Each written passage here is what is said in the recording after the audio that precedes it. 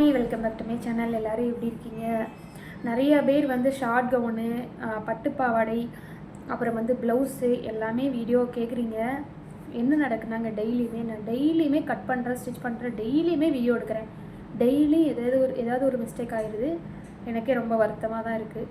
இன்றைக்கி கூட ஒரு கவுன் வீடியோ எடுத்து சொதப்பலாயிட்டு, ஏதாவது ஒன்று வந்து பாதி ரெக்கார்ட் ஆகுது, பாதி ரெக்கார்ட் ஆக மாட்டேங்குது. கால் வந்து ஏதோ ஒன்று நம்ம வந்து இங்கே யாருக்குமே, என்கிட்ட இருக்கிறவங்களுக்கும் யாருக்குமே வீடியோ எடுக்க தெரியலை.